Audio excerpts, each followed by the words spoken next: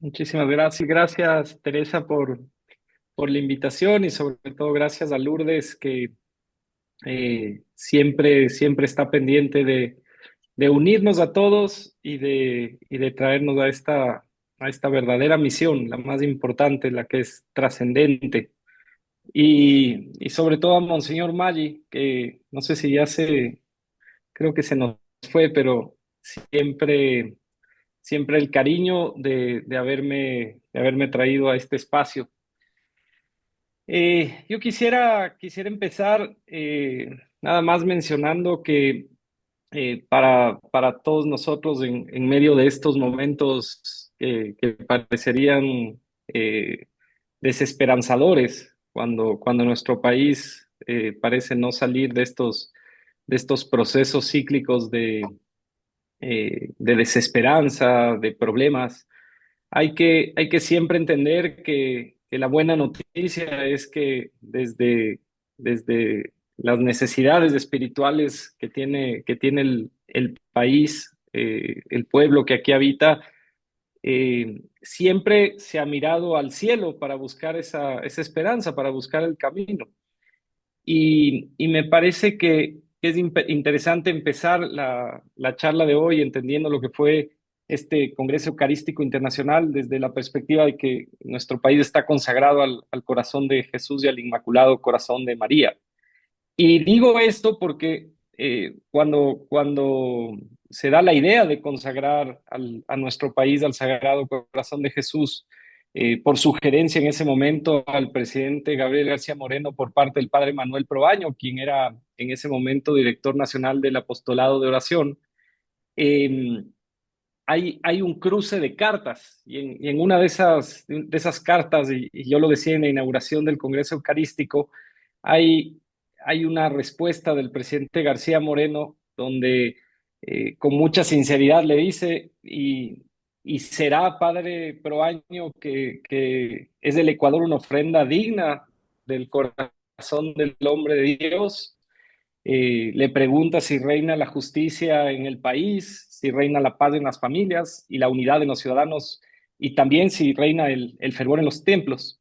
Y esa pregunta con tanta sinceridad termina generando eh, lo que fue el acto de la consagración. Y ahí, ya el 31 de agosto de 1873, en el decreto conciliar del Congreso Nacional, no el del gobierno, hay una frase lindísima que dice, y voy a abrir comillas aquí: el mayor bien que puede gozar un pueblo es el de conservar pura la fe católica, apostólica y romana. Y les decía en un inicio, siempre me parece importante saber dónde estamos, cuál es nuestro país, a pesar de todos estos problemas, por qué esta consagración que se dio en este país, cuyo nombre proviene de una línea imaginaria, como decía Rosalía Arteaga en el inicio del Congreso Eucarístico, y que nos tiene que hacer reflexionar precisamente nuestra historia alrededor de qué somos. Es un pueblo que siempre se asentó sobre bases espirituales.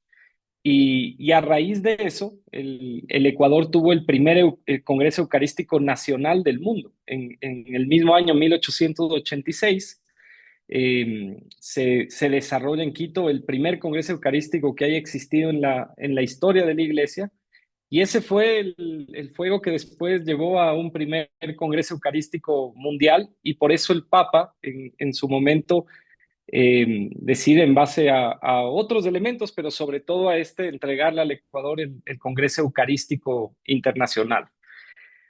Eh, Fue un evento. Voy a irme primero desde los temas de forma, más de 2 años de preparación.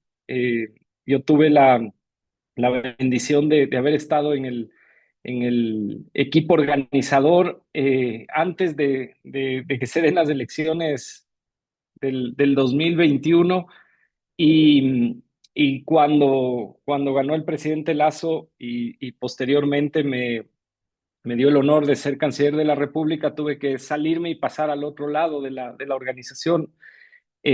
como Estado, que hay que decir, quedó debiendo el Estado ecuatoriano, nosotros no pudimos ayudar a la iglesia como se merecía un espacio como este, y el siguiente gobierno, por lo que ha mencionado la iglesia, tampoco. Entonces, aquí es interesante entender que la Conferencia Episcopal Ecuatoriana logró hacer este evento con fondos de autogestión, con un equipo organizador liderado por Monseñor Espinosa, que finalmente consiguió levantar los casi 5 millones de dólares que requería la organización del evento desde el sector privado y desde los laicos que activamente aportaron a este proyecto. Hubo una serie de medidas que dieron el sustento para que se desarrolle este Congreso Eucarístico,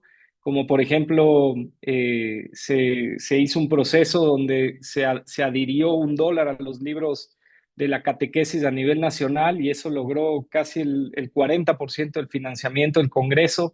Y es lindo entender que la iglesia pudo autogestionar un proceso que era bastante grande. El Congreso Eucarístico de Budapest costó 24 millones de euros. Ese era el reto. Y en el Ecuador costó menos de 5 millones de dólares y como dijo el nuncio apostólico en el cierre del Congreso, en los fue impecable realmente la organización y empiezo con esos temas de forma porque el Ecuador quedó muy bien posicionado con su iglesia, con su sociedad civil, con los creyentes, con la fe del pueblo ante los ojos del mundo. Terminaron llegando más de 1.500 personas a Quito, los hoteles estaban completamente llenos, hubo un gran movimiento que de cierta manera, si entiendo, el municipio está haciendo un estudio de impacto económico, pero salvó el año a muchos negocios, por ejemplo, en el centro histórico de Quito, con todo lo que ha pasado.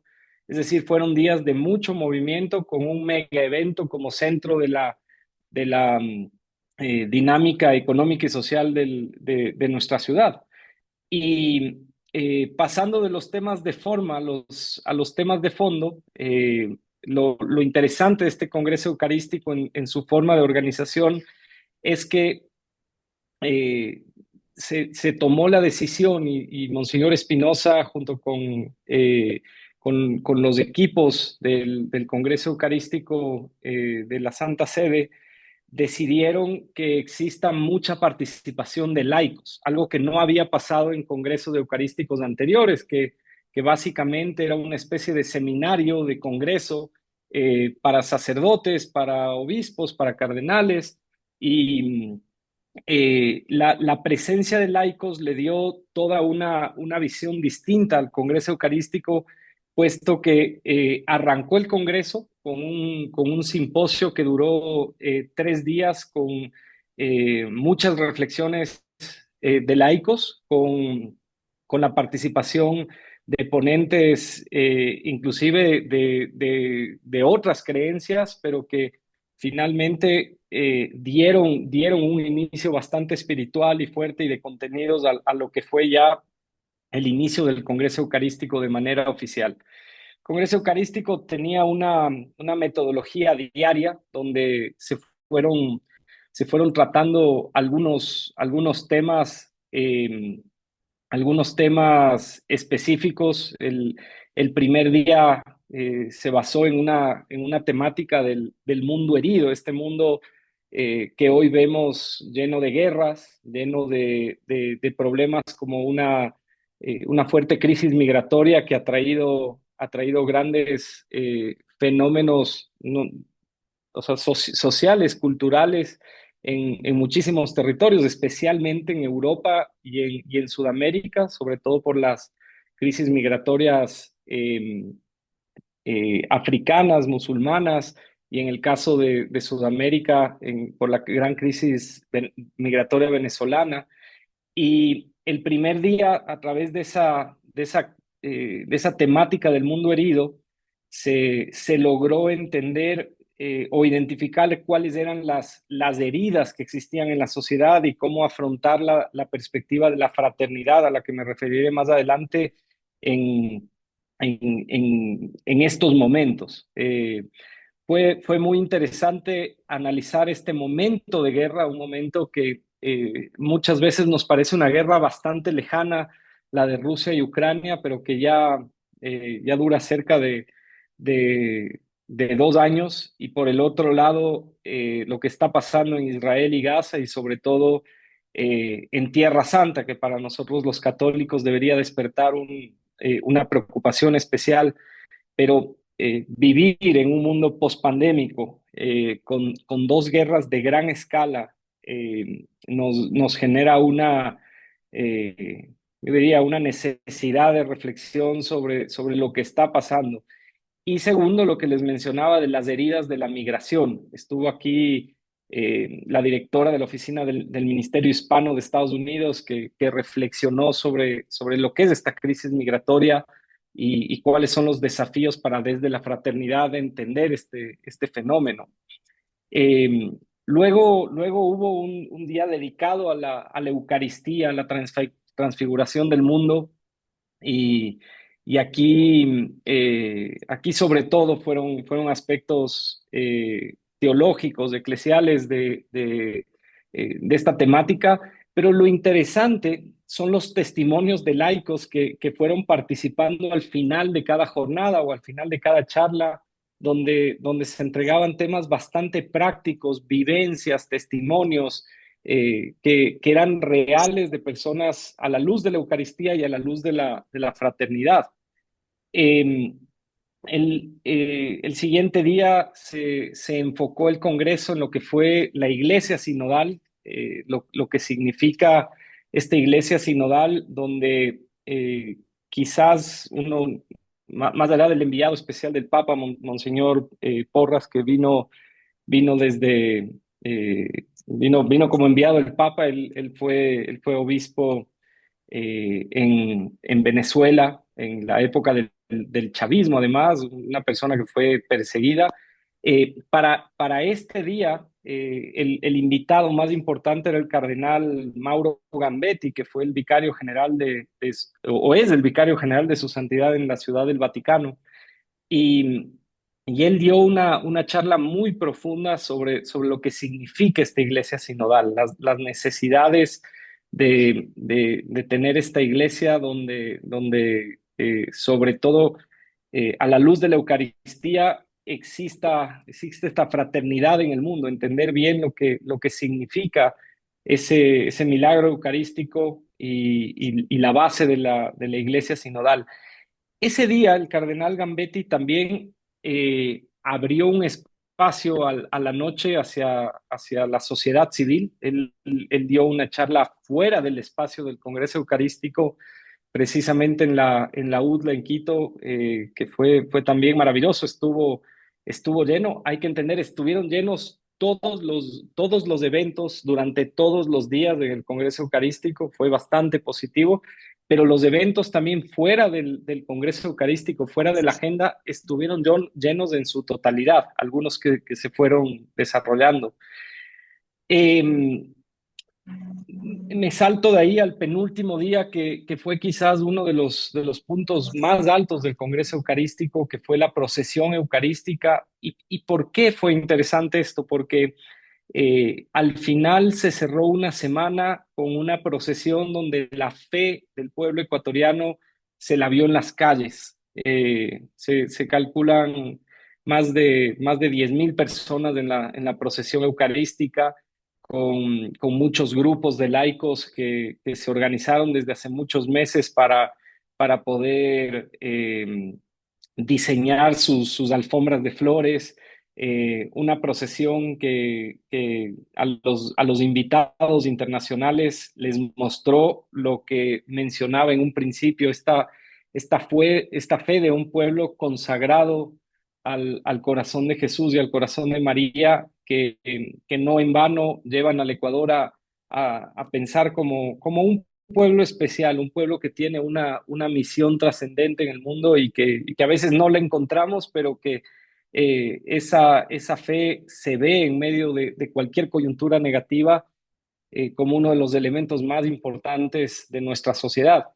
Y la verdad que esto, como les menciono, creo que fue el punto más importante del Congreso Eucarístico por esa mezcla del pueblo ferviente de Dios con lo que fue un Congreso mucho más teológico y mucho más racional respecto a los temas de la iglesia.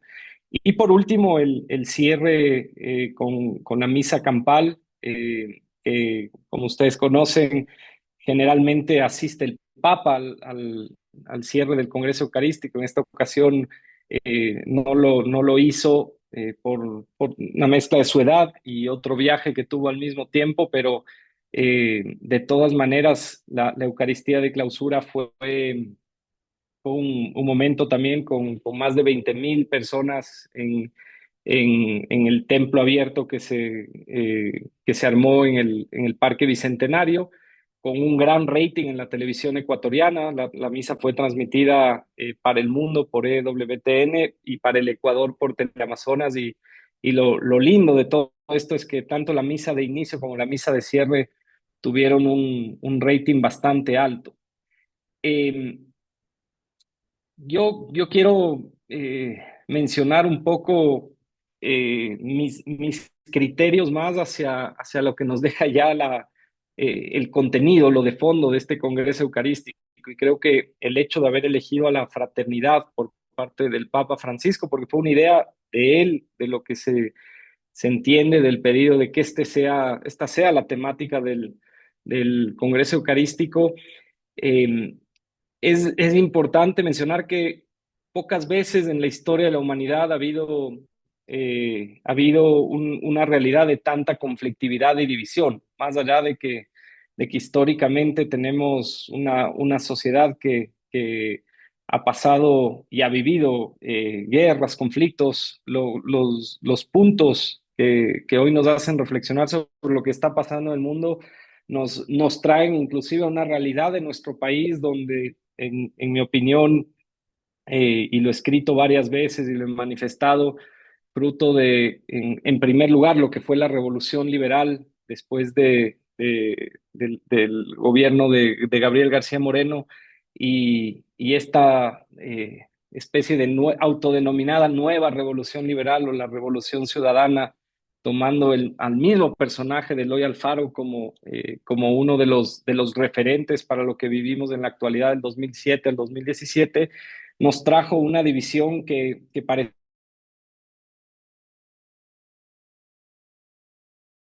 los elementos de fe los únicos que nos podrían guiar a una requerida fraternidad en los espacios del país, pero asimismo en los espacios de nuestras empresas y de nuestras familias. Eh, yo siempre traigo a discusión que cuando vamos por la 9 de octubre y llegamos al malecón y vemos en unos pocos metros el famoso monumento al encuentro de Guayaquil, eh, poco a poco, varios textos que por muchos años no se desempolvaron determinan que esa reunión fue todo menos un encuentro, que fue una primera, eh, fue una primera, es decir, fue el primer elemento de una gran división que nos llevó a ser una república con muchas diferencias. Esto marcó una época de división política en nuestro país desde nuestro origen y de hecho tuvimos por eso que poner como presidente, como nuestro primer presidente de la República a un extranjero. Entender esa historia, entender estas divisiones que lamentablemente hemos tenido a nivel regional en nuestra historia, nos tienen que hacer reflexionar sobre esa necesidad de fraternidad. Hay un libro que a mí me gusta mucho, que es un análisis antropológico y sociológico que hace el expresidente Osvaldo Hurtado, que es Las costumbres de los ecuatorianos, que tiene más que una anécdota, una realidad. Hasta 1880, el viaje entre Quito y Guayaquil tomaba más de 40 días. ¿Qué país podría pensar, qué república en una fraternidad cuando sus dos principales polos de desarrollo ya en esa época no tenían conectividad alguna? Y de ahí siempre recuerdo, Lourdes, con inmenso cariño cuando estábamos con Monseñor Maggi en algún tren rápido de Italia y soñábamos con esta necesidad de que se vuelva a acercar Quito y Guayaquil con un tren rápido o inclusive lo que soñó en algún momento Santiago Angotena de una autopista del Sol que nos una en 3 horas, porque al final la fraternidad se construye también con esta necesidad de encontrarnos unos a otros físicamente, porque caso contrario, terminamos siempre en el centralismo, en un centralismo además capitalista que es bastante complejo.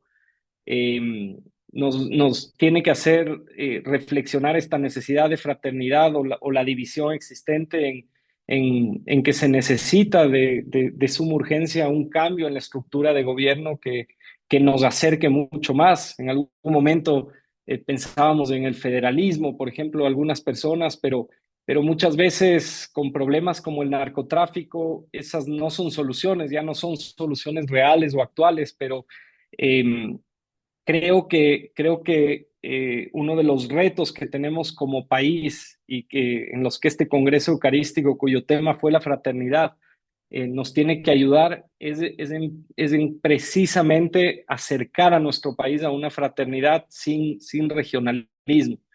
Quienes hemos tenido la oportunidad de ser parte de un gobierno, siempre hemos constatado que aunque parecería que no estamos divididos, todavía hay un problema de origen y esto se ve en las construcciones de los gabinetes, en la elección de un binomio, o por ejemplo cuando yo recuerdo siempre la famosa discusión de quién va a ser ministro de Agricultura, si alguien más cercano a la sierra con la ganadería o alguien más cercano a la costa por los grandes productos de exportación que tiene la costa. Y eh, esa división en un país relativamente pequeño nos genera una tara mental muy grande para avanzar. Y lo vemos también en nuestras empresas. Ayer yo veía en uno de los directorios en los que me encuentro de una gran empresa de comunicaciones. Nos va muy bien en la sierra, somos líderes y en la costa estamos en cuarto lugar y veíamos que la competencia es primera en la costa y tercera en la sierra. Y decíamos, ¿será este problema cultural? ¿Será que hay algo que no entendemos? Y finalmente, en el focus group que nos entregaban, veíamos que el cariño por la marca era igual en Quito que en Guayaquil, y el cariño por la marca en nuestra competencia era igual que en Guayaquil y en Quito. Entonces, creo que son temas que inclusive a nivel empresarial nos obligan a reflexionar con más profundidad sobre estos aspectos antropológicos, culturales de la necesidad de unidad. Eh, ¿qué, para más bien abrirme a las preguntas y no cansarles mucho más? Yo creo que lo que nos deja este Congreso Eucarístico es que lo que vamos a vivir en los siguientes meses será muy complejo en el mundo. Estamos a puertas de una elección en uno de los países con más peso geopolítico, que es de Estados Unidos, cuya elección ha generado una división social, quizás la más grande de su historia. Al mismo tiempo, estas guerras que parecería que no tienen salidas, el aparecimiento de las redes sociales hace un poco más de una década que ha generado un problema muy grande en la humanidad, más allá de ser una gran herramienta de desarrollo. Y yo diría el desafío de la inteligencia artificial que finalmente nos lleva a un problema ético y humano muy grande. Y ante esos desafíos, me parece que tenemos que entender que lo que se viene requiere cambiar nuestro chip mental hacia una lógica de unidad. En el Ecuador, en el año 2024, creo que tenemos algunos desafíos muy grandes. Como decía Lourdes, tenemos la suerte hoy de tener una ministra de Energía y de ambiente, que yo digo, hay que reconocer la valentía y sobre todo la templanza. Y uno ve cuando alguien es una persona con coherencia espiritual, porque en los tiempos turbulentos se pone ahí al frente, con la seguridad de poder guiar a una sociedad hacia una salida en el peor de los problemas. Yo el otro día reflexionaba y decía respecto a Inés, ahí es cuando uno se da cuenta, cuando una decisión de entrar al servicio público es bien reflexionada, que se nota que tuvo un discernimiento espiritual muy grande, porque es atender la llamada de Dios, la verdadera llamada a la vocación política y sobre todo de alguien que hoy está ahí enfrentando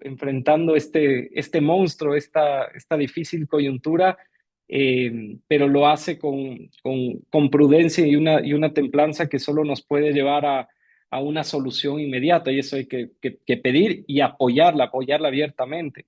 Pero más allá de los problemas de la luz, quizás esta situación nos hace esconder a, para mí el problema más grande que tiene nuestro país y que tiene la región, que es la lucha contra la operación de estructuras criminales, que nunca debería tener una ideología política. La delincuencia al final, y ahora que está las últimas horas se ha discutido este tema de las 2.000 hectáreas de cocaína, eh, al final esto no es una patente de corso, como decía, del Ecuador. Esto se está dando con una estructura de crimen organizado transnacional que crece exponencialmente. Una de las experiencias más impactantes que he tenido yo en mi carrera profesional y sobre todo en el momento que ostenté el cargo de canciller fue asistir a un briefing de una agencia de inteligencia de una de las potencias del mundo, donde nos explicaban cómo funcionan los carteles, desde la base de los choneros o los tiguerones hasta llegar en una estructura pasando por los carteles colombianos, mexicanos, hasta la mafia italiana, y que parecerían teorías conspirativas o cuentos de ficción, pero funciona así. El crimen organizado transnacional tiene hoy un nuevo producto, que es el fentanilo, que está matando más seres humanos que en cualquier guerra, eh, proporcionalmente hablando, que se haya dado en la historia de ese país. Son operaciones que están poniendo en peligro no solo la seguridad de los ciudadanos, sino la esencia de la democracia. Y lo que sucede en Ecuador, al ser un tema transnacional, tiene una repercusión directa sobre lo que sucede en Bélgica o Países Bajos, Colombia o Estados Unidos. Yo recuerdo, Lourdes Luque fue una de las personas que más luchó por el tema de los famosos escáneres en los puertos. Nosotros hacíamos, y me refiero a nosotros como país, todos los esfuerzos por llenarnos de escáneres, y parecía broma. Uno iba al puerto de Amberes y tenían en funcionamiento un escáner, y tenían un grupo de seguridad de menos de 10 personas con perros para las cargas. ¿Por qué? Porque para ellos hace 10 años el desafío del ingreso de droga no era un problema, pero el mundo ha ido cambiando, y sobre todo la pandemia generó un punto de inflexión tan grande eh, que las situaciones de un día a otro generaron unos niveles que no nos imaginamos de operación de estas mafias de manera concertada con la perspectiva transnacional. Eh, eh, Creo que hay que entender que las economías ilegales no son solo el monstruo de la droga, sino que esto trae consigo el tráfico ilegal de personas, por eso la crisis migratoria, y al mismo tiempo la minería ilegal y el lavado de activos que son, eh, yo diría, los rostros muchas veces no visibles de una estructura operacional enorme y que finalmente nos afecta a todos, a nuestras empresas. Veo aquí a Jorge Wills, que tengo el honor de estar en su directorio, la forma en la que él, con mucha prudencia, con mucha técnica, tiene que lidiar a veces con ciertos sectores donde vemos lo que pasa alrededor a nivel de narcotráfico y tenemos que tomar decisiones empresariales, empresas que hoy ya no pueden entrar sino pagando vacunas. Nos contaba el otro día alguien en en un tema bancario que en su balance ya tienen o en su presupuesto ya tienen sus gastos de marketing, la necesidad de pagar para entrar a instalar cosas en ciertos sectores, en ciertos barrios. Es decir, los retos que tenemos alrededor de este monstruo nos tienen que llevar a, a unirnos y vencer, porque si no, lo único que podemos hacer es sufrir por separado las consecuencias. La falta de fraternidad, estas polarizaciones políticas que estamos viviendo, son muchas veces creadas deliberadamente por facciones que buscan gobernar sobre ese caos. Y eso nos lleva a lo que yo siempre llamo un canibalismo, una depredación política a la que tenemos que estar muy atentos. Eh, Nada más decirles que siempre trato de ver lo positivo y lo que deja un evento como estos en nuestro país. Yo creo que las semillas espirituales de lo que fue la visita del Papa, por ejemplo, en el 2015, de lo que fue la organización de este Congreso Eucarístico, las veremos en el camino. Eh, creo que hay que mantener la esperanza intacta.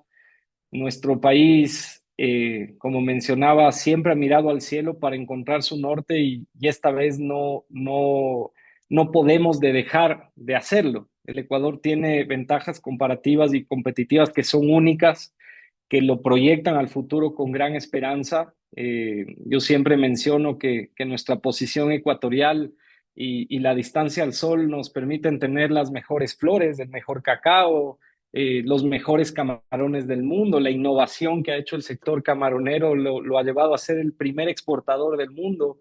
El tener al dólar como moneda, más allá de ser un escudo ante la tentación de los gobernantes de imprimir siempre más moneda, nos permite tener una estabilidad económica y poca inflación. Y hay un tema que es interesante. El Ecuador tiene una población mayoritariamente joven y si logramos si logramos salir de esta época de conflictividad y división y ponemos la fraternidad como centro de, nuestra, de nuestro actuar, podremos hacer las cosas diferentes y tener un punto de inflexión en nuestro desarrollo. Al final, la responsabilidad de actuar con fraternidad, y es tan duro. Yo escribo una vez a la semana en El Expreso y termino escribiendo siempre temas políticos que me hacen reflexionar después y digo, o sea, de nuevo eh, estoy siendo, como dirían las contrapartes ideológicas, odiador, pero siempre me resulta muy difícil entender cómo esa conflictividad a la que nos llevaron nos permitirá tener fraternidad. Y creo que lo que grupos como los nuestros, al menos en el aspecto empresarial, tenemos que hacer a raíz de esta temática del Congreso Eucarístico es entender que el desarrollo, que la democracia solo se edifica siempre sobre la concordia, el consenso y la fraternidad. Y creo que ese es el reto que tenemos todos, como mencionaba antes, en el mundo que está lleno de guerras con muchos desafíos, en nuestras empresas y también en nuestras familias. Así que eso, nada, Teresa, y más de cualquier pregunta, igual Isabel.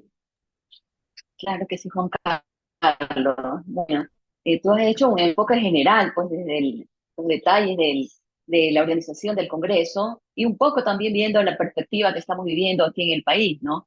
Tere, no sé si hay alguna pregunta para que por favor la leas y pueda Juan Carlos responder. A mí sí me gustaría hacer una pregunta, pero le dejamos primero que por favor la leas para que, si es que alguien la tiene, A ver, Teresa. como estamos pocos, yo creo que podemos dar apertura al micrófono. Tiene la mano levantada primero Ernesto Rivadeneira y luego Jorge Wills. ¿Les parece? Sí. Perfecto. Sí, es importante que tengamos presente, perdón, que tenemos 15 minutos y que pues obviamente el espacio de la concreción de las preguntas debe de ser importante. Así que adelante, por favor, Ernesto y Jorge. Buenos días a todos, buenos días Juan Carlos, muchas gracias por la brillante exposición. Voy a tratar de enfocar, atendiendo al pedido de Isabel. Eh, en ANDE estamos, ANDE, Asociación Nacional de Empresarios, socio fraterno de ACE UNIAPAC, estamos trabajando ya por un buen tiempo en desarrollar una hoja de ruta para el Ecuador. Y dentro de toda la complejidad que esto implica, hay un elemento que es el que le vemos como el más complicado de resolver, que es el tema laboral. ANDE promueve, por un lado, el desarrollo humano integral como máximo objetivo propio y plantea ese como objetivo para el país, del desarrollo humano integral, y se sustenta por un lado en la iniciativa privada empresarial y por otro lado en el diálogo. Entonces, desde esa perspectiva, eh, digamos que es nuestro máximo objetivo y además creo que el máximo objetivo del país, el mejorar el nivel de empleo. Esto tiene que ver inclusive con los grandes problemas que se ha mencionado, de todo el tema de narcotráfico, etcétera, que en buena parte lo estamos viviendo como consecuencia de la falta de empleo. Entonces, simplemente quiero anotar dos puntos relacionados con el tema fraternidad que, que son vitales y los más complicados desafíos que tenemos que resolver desde la perspectiva de la fraternidad. Tal vez esto no es tanto una pregunta, sino un comentario, pero sería bueno ver qué opina Juan Carlos sobre esto. Eh, ¿Cómo resolver, cómo lograr que, porque no vemos forma de resolver el enorme desafío para mejorar el nivel de empleo, que realmente lograr un ambiente de fraternidad que permita la confianza para que lograr mejorar y elevar el nivel de empleo.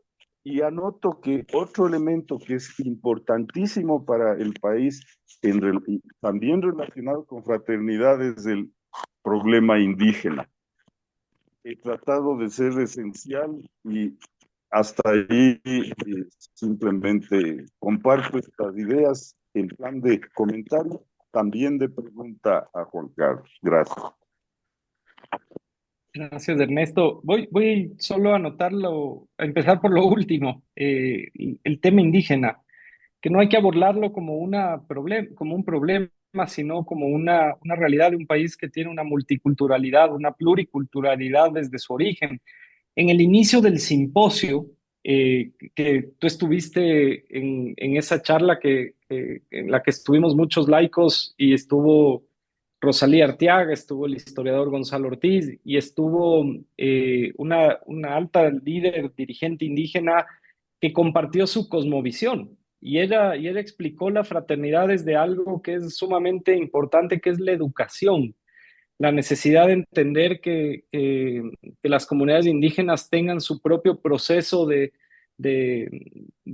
educación, de educación cultural desde la cosmovisión indígena, que en la década, lamentablemente, que nos gobernó la Revolución Ciudadana, más por un aspecto ideológico de control sobre el aparato del Estado, inclusive a nivel de captación, de cooptación, más bien dicho, de la educación.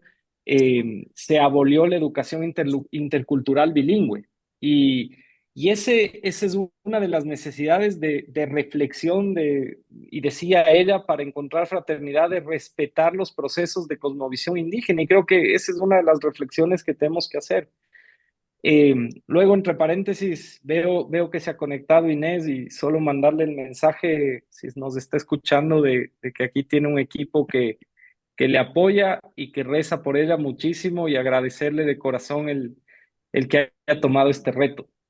Y yendo a la siguiente parte de la... aquí estoy, me conecté tarde, pero estoy. Qué lindo, Inés.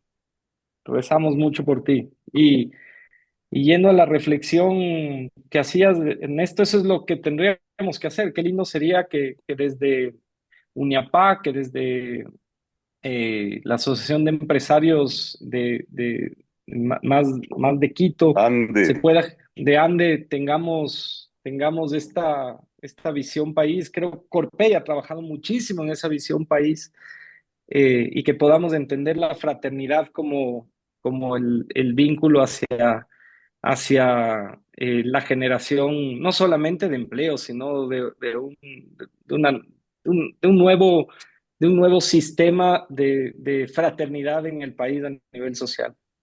desarrollo humano, Totalmente. hago la cuña. Bien, le damos paso ahora. Adelante, adelante, Jorge. Juanca, primero que todo, un gusto y gracias por estar aquí compartiendo esos pensamientos y trayendo esos mensajes. Mi pregunta y mi cuestionamiento va un poco sobre el rol del empresario actual en torno a todas estas circunstancias. En el entorno económico de seguridad que mencionabas, los temores, las preocupaciones del empresariado se puede llevar a que se vuelva más egocéntrico, se centre más en poder rescatarse a sí mismo, de no perder sus márgenes, sus resultados en un momento que hay que ser, como bien lo mencionabas, extremadamente fraterno. ¿Cómo llevar a que esa curva de preocupación no haga que esta tendencia entre ganadores y perdedores se vuelva cada vez más fuerte, donde hoy el que tiene empleado es un triunfador, el que pierde el empleo es un fracasado, el que accede a la universidad triunfa, el que no accede a la universidad es un fracasado para la sociedad?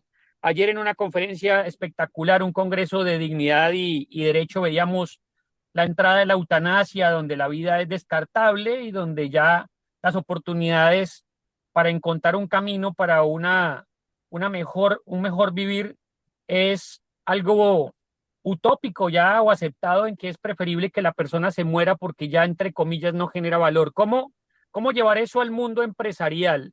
Y lo complemento con una de las causas, desde mi perspectiva, más importantes, que es la crisis de las familias. Las empresas estamos recibiendo hoy una gran cantidad de mujeres y hombres que hacen parte de las familias, y cómo reconstruir ese tejido social desde un rol empresarial. No necesariamente tenemos que ser dedicados a ello, pero cómo empezar a construir ese tejido social también desde los mismos comportamientos y valores de las empresas. Gracias, Juanca, y un gusto poderte ver también por estos medios. Gracias, gracias, Jorge. A ver, yo soy el menos indicado para poder dar una reflexión teológica sobre el rol de los empresarios, pero sí algo que hemos aprendido. Creo que Monseñor Maggi siempre nos empujaba hace mucho tiempo a entender que los empresarios tenemos, o hemos sido bendecidos con ciertos dones y talentos que hay que saber aprovecharlos, profundizarlos, trabajarlos, y uno de ellos es la necesidad de hacer empresa, pero hacer una empresa, como decía Ernesto, desde una perspectiva de dignidad humana. Lo que ayer hizo eh, Luli, ahí, bueno, Inés en su momento ayudó muchísimo a dignidad, dignidad y derecho en muchos de los casos, inclusive sobre el famoso caso de eutanasia.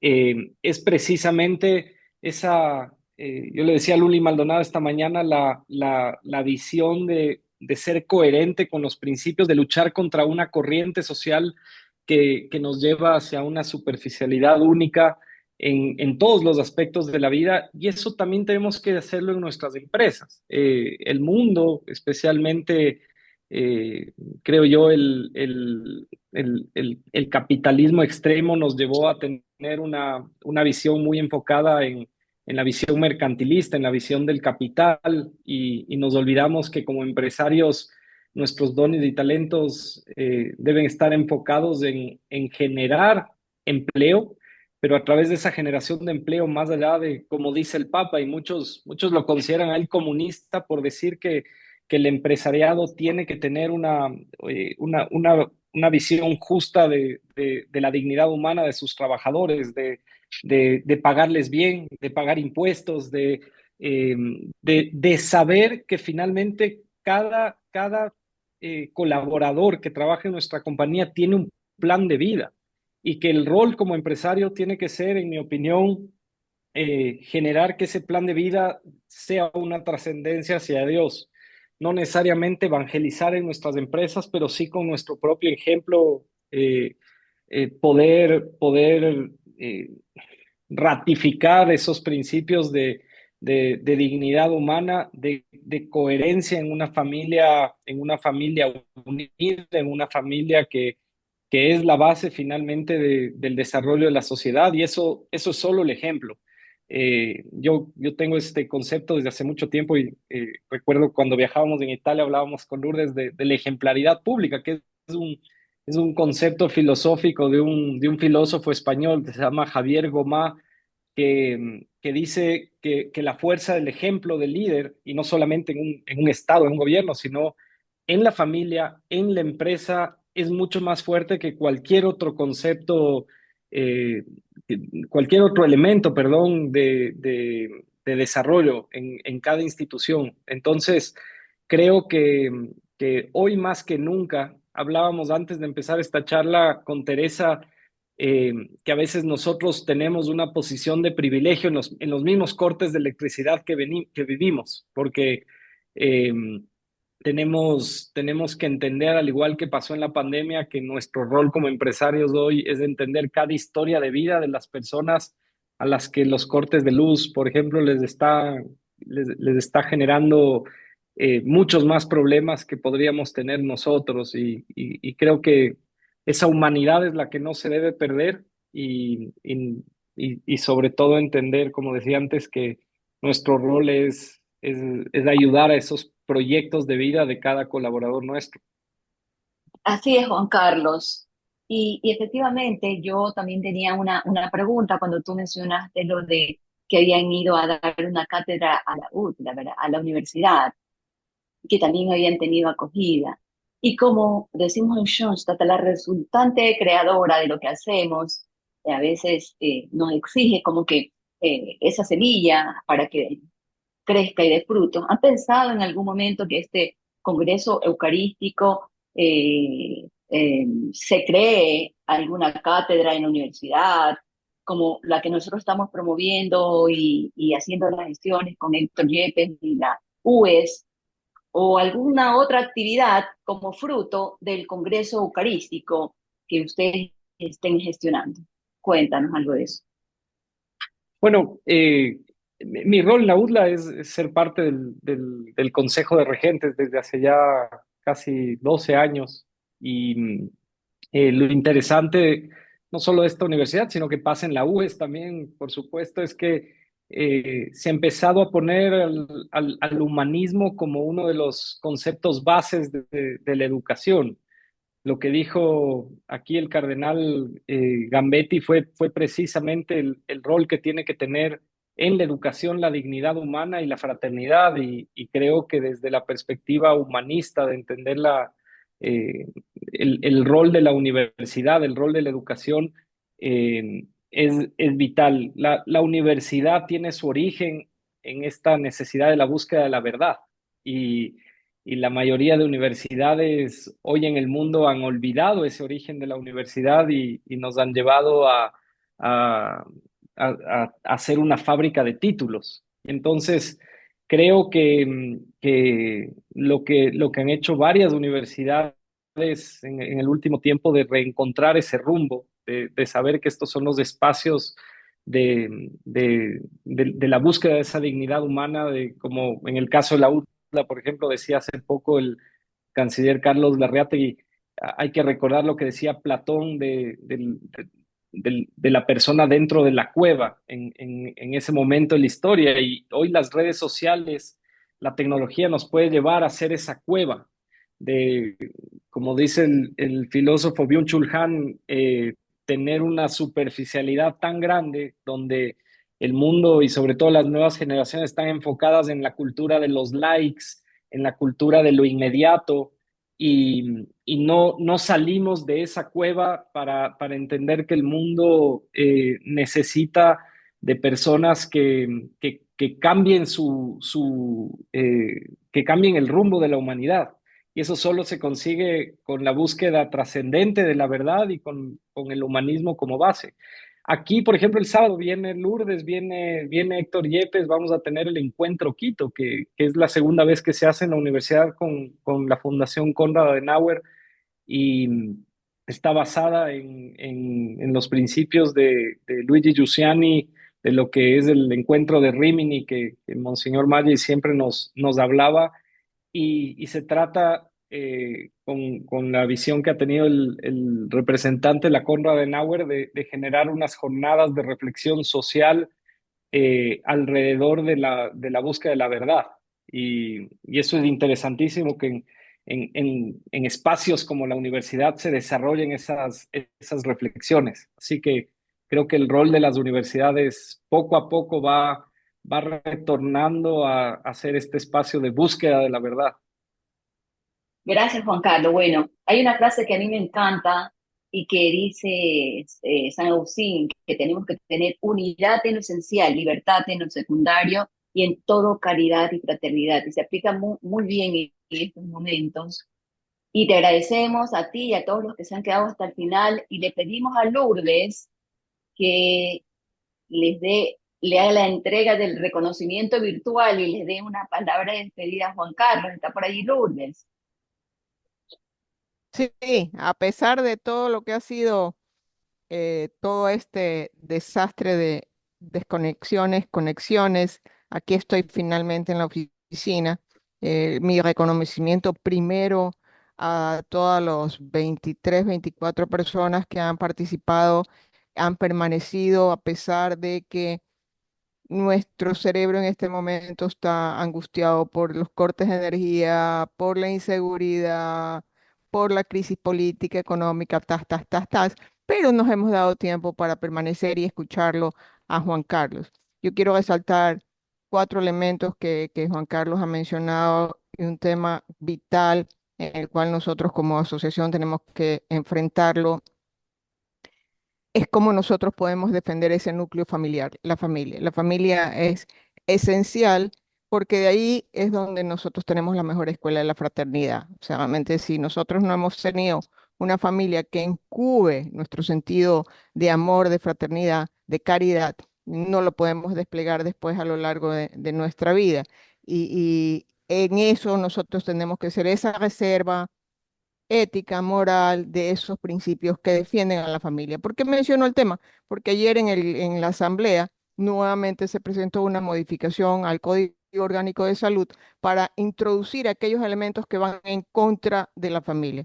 Temas como el aborto indiscriminado, la falta de capacidad de los médicos para tener discernimiento de lo que es el bien y el mal, el libre determinación de los sexos de los adolescentes. Bueno, hay un montón de cosas más que pueden pararles a ustedes los pelos de punta, pero están puestos ahí y van a seguirse discutiendo, porque hay un eje del mal que siempre va a tratar de enfrentar a lo más importante que tenemos, la familia. Y la familia tiene que ser extendida y entendida, como Juan Carlos Holguín dice. Hago un aplauso para lo que él tiene en mente y es, si no logramos vencer el regionalismo, no vamos a tener país. Entonces llegará un momento en que nuestras instituciones, sea ANDE, sea ACE, o cualquier otra organización en la que participemos, vamos a tener que enfrentar cómo resolvemos este problema de origen histórico que nos divide para irnos hacia lo que nos une.